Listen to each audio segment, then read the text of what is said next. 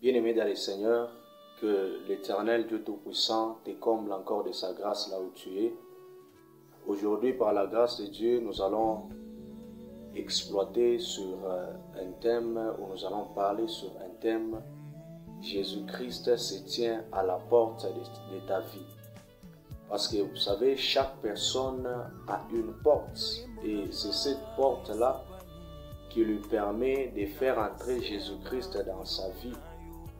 Alors, sans plus tarder, je vais lire dans le livre d'Apocalypse, chapitre 3, le verset 20. La Bible dit ceci: « Voici, je me tiens à la porte et je frappe. Si quelqu'un entend ma voix et ouvre, j'entrerai chez lui, je souperai avec lui et lui avec moi. » Bien-aimé dans le Seigneur, Jésus dit ceci, que voici, je me tiens à la porte et je frappe.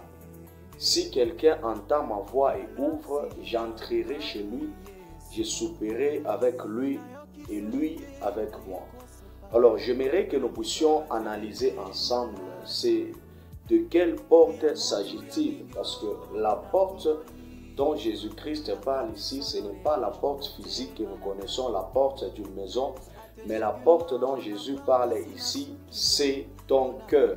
Donc, en d'autres termes, Jésus dit tout simplement que voici, je parle à ton cœur. Donc, toi qui écoutes ce message, j'aimerais te dire que Jésus-Christ est en train de parler à ton cœur parce qu'il dit, voici, je me tiens à la porte et je frappe. Si quelqu'un entend ma voix, la voix dont Jésus parle, c'est sa parole. Donc, toi qui écoutes cette parole, sache que Jésus-Christ est en train de parler directement à ton cœur.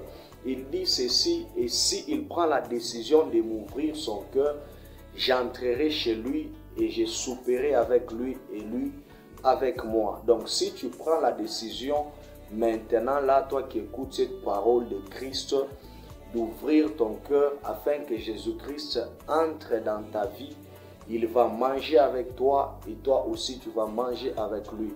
Alors, le seul moyen d'ouvrir ton cœur afin que Jésus-Christ entre, c'est de le recevoir comme Seigneur et Sauveur. Mon frère, ma soeur, n'endurcis pas ton cœur, parce que la Bible dit que si vous entendez sa voix aujourd'hui, n'endurcissez pas votre cœur. Donc, c'est ça le moment où Jésus se tient à la porte de ta vie. Il est en train de te parler. Si tu ouvres ton cœur, il va entrer, il va manger avec toi et toi aussi tu vas manger avec lui. Il veut être ton ami fidèle parce qu'il n'y a que lui et lui seul qui est l'ami fidèle.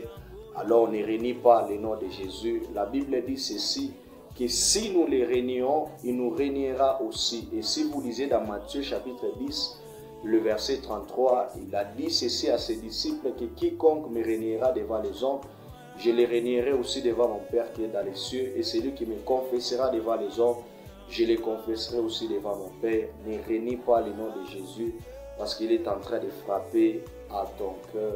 Que l'Éternel, Dieu Tout-Puissant, te bénisse abondamment.